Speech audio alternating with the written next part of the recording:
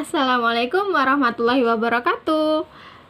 Pada kesempatan kali ini saya akan menjelaskan mengenai zikir dan doa sebagai psikoterapis religius. Nah, sebelum masuk ke materi, alangkah baiknya kita perkenalan terlebih dahulu. Nah, perkenalkan, nama saya Meila Lasari, NPM 190401 Nah, saya dari kelas PAI A reguler semester 5. Kemudian video ini untuk memenuhi tugas UTS mata kuliah psikologi agama. Nah, langsung saja masuk ke materinya. Yang pertama terkait dengan zikir. Nah, zikir secara ilmu jiwa, zikir dapat mengembalikan seseorang, mengembalikan kesadaran seorang yang hilang. Nah, ternyata aktivitas zikir ini mendorong untuk mengingat, menyebut, dan mereduksi kembali hal-hal yang tersembunyi di dalam hati. Nah, kemudian hubungan antara kesehatan dan zikir. Ada dua pertimbangan. Nah, yang pertama, zikir mempunyai makna yang dalam bagi pembangunan pribadi. Nah, pembangunan pribadi ini menyumbang kemantapan psikologis yang besar dalam kesehatan psikologis. Nah, yang kedua, zikir untuk berbagai tujuan tertentu. Nah, seperti mencapai puncak kesadaran, pembangunan konsentrasi, kejelasan dari pengamatan, kebebasan dari dogma yang artinya yaitu kejelasan dari pikiran, tidur tenang, kemudian kebebasan dari kekacauan yang disebabkan oleh lingkungan sekitar kita, kemudian menaklukkan dari syahwat dan kontrol dari sakit. Nah, selanjutnya zikir ternyata dapat mengurangi kebencian.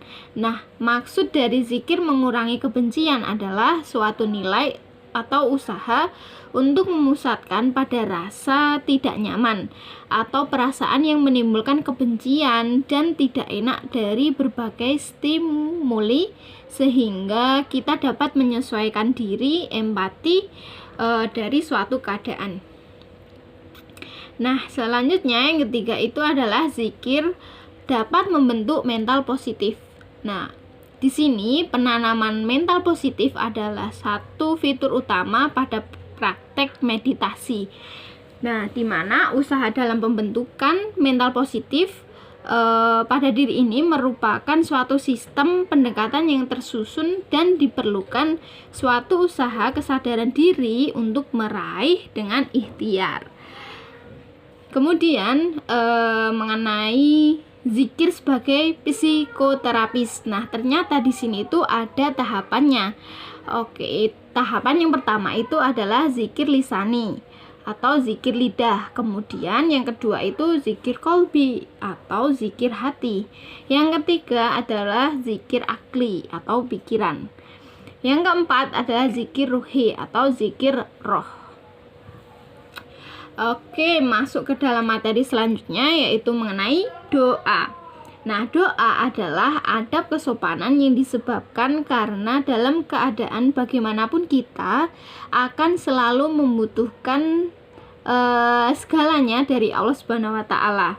Nah, di dalam doa ini menimbulkan autosugesti dalam diri, yaitu percaya diri dan sikap optimisme. Nah, untuk tahap-tahap psikoterapi doa adalah yang pertama itu adalah tahap kesadaran sebagai hamba.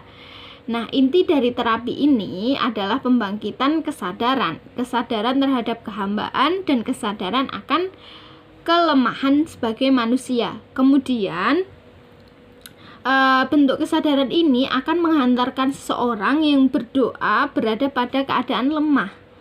Tanpa adanya kesadaran akan kelemahan diri ini, maka kesungguhan dalam berdoa itu sulit dicapai. Nah, hakikat berdoa adalah meminta. Yang meminta derajatnya harus lebih rendah daripada yang dimintai. Tahap yang kedua adalah tahap penyadaran akan kekuasaan Allah Subhanahu wa taala. Nah, sebagai contoh, pada saat seorang hamba diberi sakit oleh Allah Subhanahu wa taala. Nah, tahap ini akan menimbulkan pemahaman tentang hakikat sakit yang dialami, bahwa sakit berasal dari Allah Subhanahu wa taala dan yang akan menyembuhkan adalah Allah Subhanahu wa taala. Nah, penyadaran akan kekuasaan Allah ini dapat dilakukan dengan melihat bagaimana Allah menggerakkan segala sesuatu, menghidupkan segala sesuatu. Nah, pada tahap ini juga dapat menumbuhkan keyakinan kita kepada Allah atas kemampuan Allah dalam menyembuhkan. Tahap yang ketiga adalah tahap komunikasi. Nah, komunikasi ini berbentuk pengungkapan pengakuan segala kesalahan dan dosa. Nah, pengungkapan penggundah gulanaan hati dan kegelisahan yang dialami. Nah, kemudian juga terkait dengan permohonan doa kesembuhan terhadap apa yang dialami. Tahap yang keempat adalah tahap menunggu. Tahap ini merupakan tahap respon yang diberikan oleh Allah Subhanahu wa taala sebagai jawaban atas doa yang kita panjatkan. Nah, tahap ini juga disertai dengan sikap pasrah terhadap Allah, mengikuti apa maunya Allah dan apa kehendak Allah. Nah, sikap ini juga akan dapat menangkap jawaban Allah Subhanahu wa taala.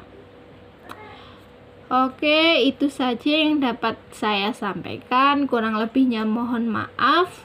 Wassalamualaikum warahmatullahi wabarakatuh.